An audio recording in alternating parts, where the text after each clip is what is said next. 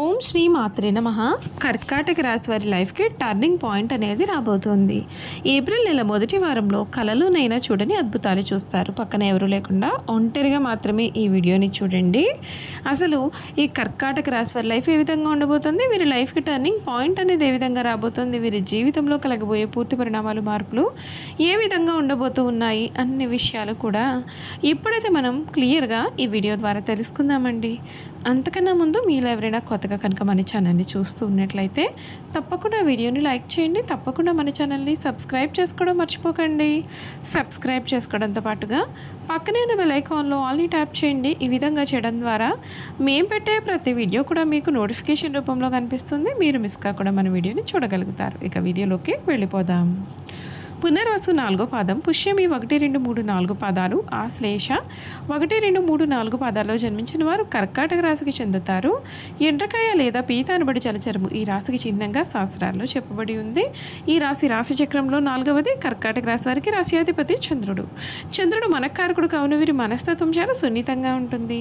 మంచి పనులు చేయాలి అనే తపన వీరిలో అధికంగా ఉంటుంది. ఈ రాశి వారు మంచి వినయ విధేయతలు కలిగి ఉండడం చేత చాలామంది స్నేహితులు వీరికి కలిగి ఉంటారు. వీరికి భోగాలు అనిపించే అవకాశాలు కూడా అధికంగా వస్తాయి. కర్కాటకము అనగా ఎండ్రకాయ. ఇది నీళ్లలో సంచరిస్తూ ఉంటుంది. ఇది నీళ్లలో అట్టడుగును ఉంటూ నీరు ప్రశాంతంగా ఉన్నప్పుడు పైకి వస్తుంది. నీటి మీద ఏ మాత్రము అలజడి కలిగినా నీటి లోపలికి వెళ్ళిపోతుంది. కర్కాటక రాశి వారికి సమయం మిశ్రమ ఫలితాలు అనేవి ఉంటాయి. ఆవేశానికి లోను కాకుండా సహనంతో ముందడుగు వేయడం వలన పనులన్నీ కూడా నెరవేరుతాయి. ఉద్యోగ బాధ్యతల్లో ఏకాగ్రత వహించాల్సి ఉంటుంది. వ్యాపారస్తులు జాగ్రత్తగా ఉంటే మేలు. కుటుంబ సభ్యుల సూచనలు పాటించడం వల్ల మీకు అంతా మేలు జరుగుతుంది. నవగ్రహ స్మరణ మీకు శుభప్రదమైన ఫలితాలు కూడా అందిస్తుంది. మనోబలం పెంచుకొని పనులను ప్రారంభిస్తే ఫలితాలు అనుకూలంగా వస్తాయి. మిశ్రమ పరిస్థితుల్లో జాగ్రత్తగా ముందుకు సాగాలి. ఉద్యోగంలో ఏకాగ్రతతో పనిచేస్తే ఒత్తిడి కూడా తగ్గుతుంది. వ్యాపారంలో మెలకువ చాలా అవసరం. ఆర్థికపరమైన సంబంధ విషయాల్లో నియంత్రణ పాటించాలి. కుటుంబ సభ్యుల సూచనలు మీకు ఎంతగానో మేలు చేస్తాయి. శాంతంగా వ్యవహరిస్తే సమస్యలన్నీ కూడా తగ్గుముఖం పడతాయి. నవగ్రహ స్తోత్రం శుభప్రదమైన ఫలితాలు కూడా అందిస్తుందని చెప్పడంలో సందేహం అయితే లేదు. కర్కాటక రాశి జాతకులకు ఈ సమయం అన్ని విధాలుగా కూడా అనుకూలత అనేది అధికంగానే ఉంటుంది. మీరు ఏ పని చేపట్టినా ఆ పనిలో కానీ విజయాన్ని అయితే మీరు ఖచ్చితంగా సాధిస్తారని చెప్పడంలో కూడా సందేహం అయితే లేదు. ఈ కర్కాటక రాశి వారు ఇప్పటి వరకు కూడా ఎటువంటి సమస్యలు అయితే అనుభవిస్తూ ఉన్నారో అటువంటి సమస్యలన్నింటి నుండి కూడా మీకు పూర్తి విముక్తి అయితే రాబోతోంది. మీకు హంసయోగం కనిపిస్తోంది. ఈ సమయం ఆర్థిక పరంగా అన్ని విధాలుగా కూడా లాభాలు బాట అయితే మీకు ఉంటుందండి. ఈ రాశి వారికి గతంలో ఎందుకో మనకు కాస్త కఠినంగా ఉంటుంది అనిపించిన దశ నుండి క్రమంగా బయటపడతారు. అష్టమ శని భారాన్ని మీరు ఇప్పటికే బాగా అనుభవించి ఉన్నారు. అందుకే 2026 మీరు కోరుకునేది ఒకటే, స్థిరంగా ఉండాలి, మనసు ప్రశాంతంగా నిలుపుకోవాలి, పనిలో గౌరవం రావాలి. ఈ ఏడాది అది సాధ్యం. కానీ ఒక షరతు అయితే కనిపిస్తోంది. అష్టమ రాహును తెలివిగా హ్యాండిల్ చేయాల్సి ఉంటుంది. అదే సమయంలో దేవుడు కూడా మీకు ఒక బలమైనటువంటి కవచం అనేది ఇస్తున్నాడు. ముఖ్యంగా 2026 జూన్ 2 నుండి అక్టోబర్ 30వ తేదీ వరకు కూడా గురుడు మీ యొక్క రాశిలో ఉచ్చంగా ఉండి హంస మహాపురుష యోగం ఇస్తాడు. ఇది అవకాశాలు మరియు రక్షణ రెండూ కూడా కలిసి వచ్చేటటువంటి కాలంగా చెప్పవచ్చు.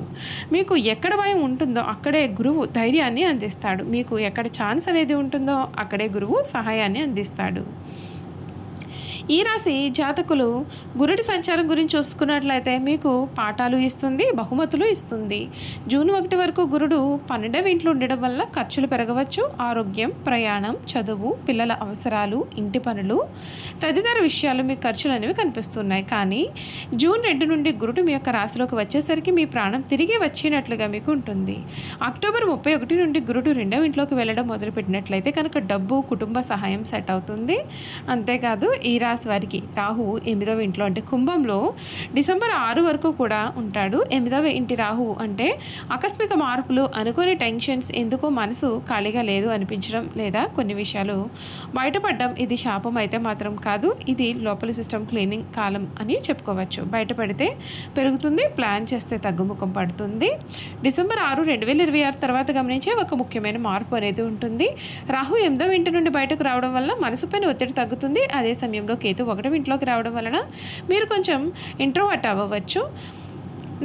నాకే కాస్త టైం అనేది కావాలి అని అనిపిస్తుంది. ఇది తప్పు కాదు. 2027లో కొత్త దశలు కనిపిస్తున్నాయి.